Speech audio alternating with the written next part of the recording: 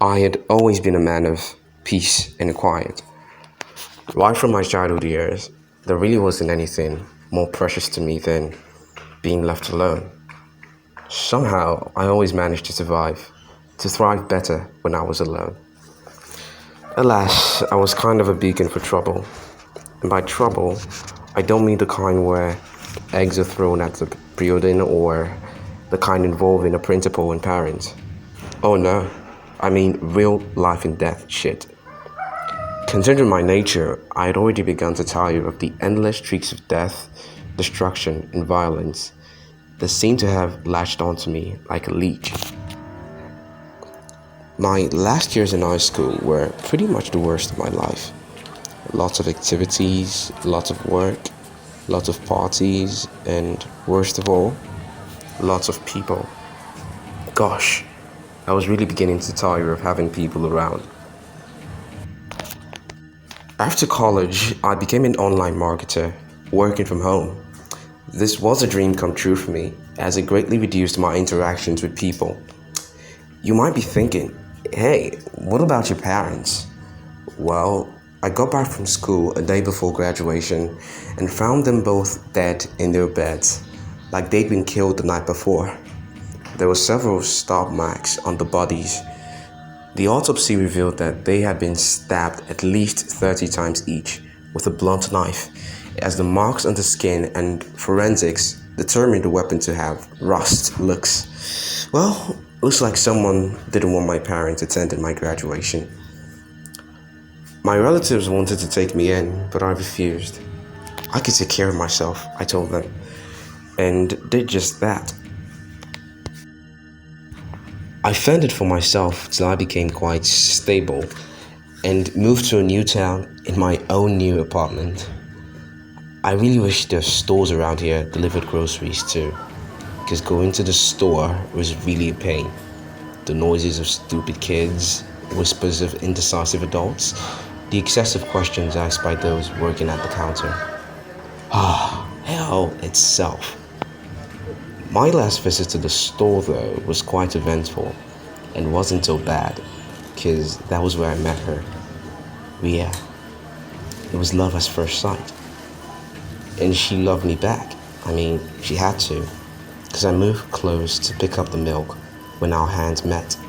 I looked at her and she said, "Oops, sorry about that, sir. You can have it." she was smiling like she actually meant it, which she did. Thank you, was all I was able to say. She left the store and I followed her. I stalked her to her home, which was actually just a few blocks away from mine. This was the start of a very beautiful relationship.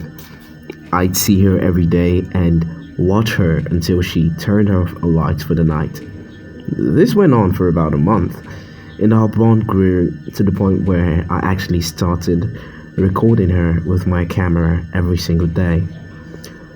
One day though, Raya made a terrible mistake. She saw me recording her. She screamed, ran out of the house. She walked up to me and slapped me. "You freak! How long have you been watching me? Leave now or I'll call the cops." I left, sad and broken. The next day, the cops swarmed her house like bees to honey. She was dead.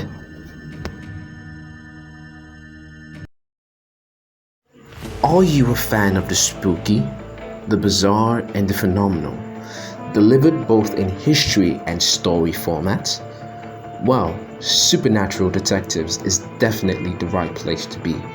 Here, we delve and immerse ourselves totally into the world beyond ours, to learn its mysteries, unveil its secrets, and get spooked while doing so. That sound interesting? Of course it does. Leave us a rating on Spotify and help share the podcast to others who love the spooky, the bizarre, and the phenomenal. Now, straight to the episode.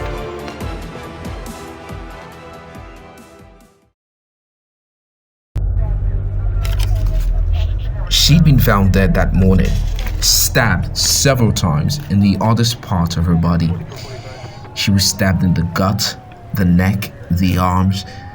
Basically, it was like whoever did this to her really, really hated her and wanted to kill her badly. There were no fingerprints or clues as to whom the killer might have been. But there was a knock on my door. I opened it to see an officer standing right in front of me. "Hello, mister. You see or hear anything unusual or strange last night?" No, sir. I didn't see or hear anything last night. What's wrong?" The officer took off his hat and sighed. "Some nut job walked into that poor lady's house last night and stabbed her to death." "Oh my," I said. "That's pretty sad. Raya was a really nice lady and very hospitable neighbor." I stifled a sob. The officer looked shocked to see me crying. He laid a hand on my shoulder and said, "I know how this feels, sir, but be rest assured, we won't rest until we'll find whoever it is that is responsible for this." "Thank you," was all I could say. I closed the door and walked into my room. I was crying because I missed her. Now I'd never see the love of my life anymore. I stared at the knife stained with blood, Raya's blood, laying on the table. She should have just let me keep watching her. Our love was strong and she had to ruin it.